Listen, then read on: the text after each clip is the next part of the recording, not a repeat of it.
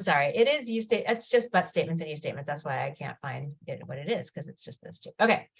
So anytime you're using irresponsible language, it means you're not taking responsibility for your own words. So a but statement is when you say something, but then you discount the first part of your statement with the second part of your statement. For example, let's say I said, hey, Ava, you did a really nice job on your paper, but you got a D. You'd be like, what? It makes no sense, right? I've just discounted what I said without giving you proper explanation for the second part. And so what happens with a but statement, or like, you're a really nice person, but I don't want to go out with you. So there's something missing in a but statement. And without filling that in, it's just making this sort of mysterious statement. And it sounds like you're lying, honestly, right? Because you're saying one thing and then you're saying another without an explanation of how you got from one place to the next. So unless you say something like, this is a really well-written paper. However, since you didn't follow any of the directions that I gave you, I have to give you a D. Or you're a really nice person. However, I'm in a long-term relationship already and it's exclusive, so I'm not going to go out with you, right? When you have the explanation, it ceases to be a but statement and it's a clear statement, okay? The other type of irresponsible language would be a use statement. And these are basically the worst, okay? These are the worst type. Use statements put you want to know this, by the way, use statements put other people on the defensive, okay? We use these all the time, and I want you to start being aware of it because it is very destructive in interpersonal communication to use a use statement. So something like, you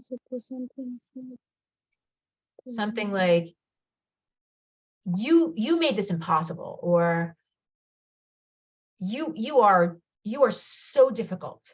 What you're doing is you're putting all the blame on the other person. Now that might be true. It might be that the other person is very difficult. It might be that the other person, is very difficult to deal with. However, in any interaction, right, we bear responsibility for our side of it. And so we want to get away from making use statements. There is one more type, and that's a hidden use statement. Let me see if I can just. Is it the it?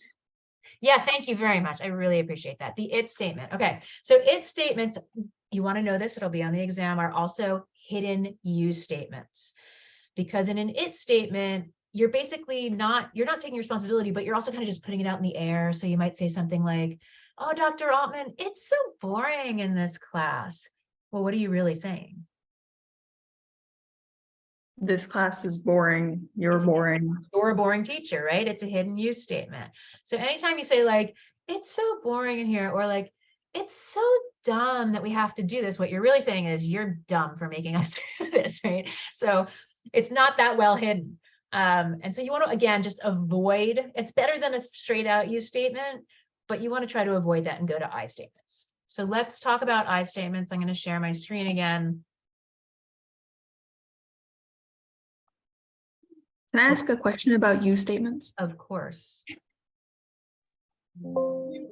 So what if you're in an argument with someone and they're using a lot of use statements and you just choose to ignore them? The use statements, not the other person communicating with you.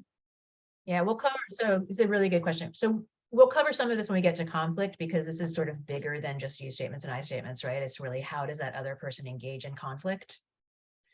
And that's a bigger issue. Depends on the person is the unfortunately the answer, because if it's somebody that will listen to you, you can say something like, I just want you to recognize that you keep saying you, and that's putting all the blame on me. And I wonder if you can see any side of it where you bear some responsibility. However, if it's somebody with power over you, or somebody who just doesn't listen, or somebody who might get violent, then you are just going to ignore them and be like, walk away. And then you have other options, which we'll talk about in the conflict section. So I'm sorry, I can't give you an easy answer, but generally when we talk about conflict, it's a little more complex. The only person that you can change in any interpersonal relationship is yourself. Get used to it. It sucks. Okay. And so you want to always keep that in mind, because we can go through life saying, God, I wish this person was a better communicator. God, I wish this person would just communicate respectfully. but a lot of times you have no control of that. The only control you have is over your own communication. So the first thing you want to do is figure out how you can manipulate what you do in order to be more effective. And it is manipulation of the other person as well. And that's the trick, is how do you manipulate the conversation, persuade the other person to come around to your side of things. It's a lot of work. And that's why people get paid the big bucks when they're very effective communicators. Okay. So I statements, let me share my screen with you. And if somebody would keep an eye on the time, and if it hits 2:10, if it hits 2:05, let me know. Okay, I'm going to try to go through this fairly quickly. So you probably learned I statements have 4 parts to them. It's really important not to overuse them. There's actually marriage and family therapists who teach couples to use I statements all the time. It doesn't work. It actually makes the communication less effective. Because if every time somebody says something, you're like, I feel, they know exactly what's going to come next. There's this saying you've probably heard before, oh, I love when people can finish each other's sentences. That's actually the death of a relationship. You want to be a little surprised by what the other person is going to say, or it's really boring if you know what the other person's going to say every time. Okay. So the reason you should use an I statement is that you believe you want to continue in the relationship. You are feeling angry and upset, and you know that if you don't think really carefully about what you say next, you might say something irreversible. Okay. And that's when you go, okay, what's my I statement? What's my I statement?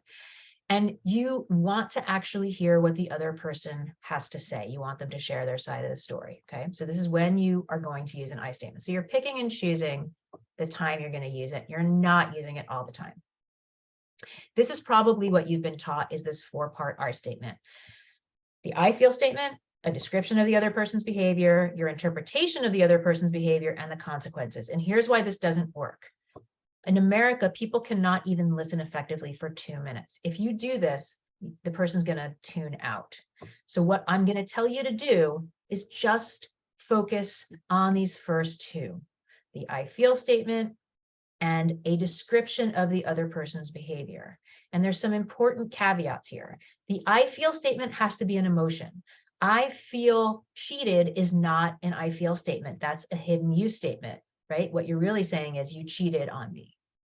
So you have to use an emotion. Furthermore, if you want to be effective in your communication, you want to use an emotion that is vulnerable. And I know this is the hardest thing in the world. Nobody wants to feel vulnerable. Nobody wants to cry. But if you really want to know what's going on, it's important to use a vulnerable emotion, such as I feel concerned, I feel upset, I feel afraid, I feel depressed, I feel vulnerable.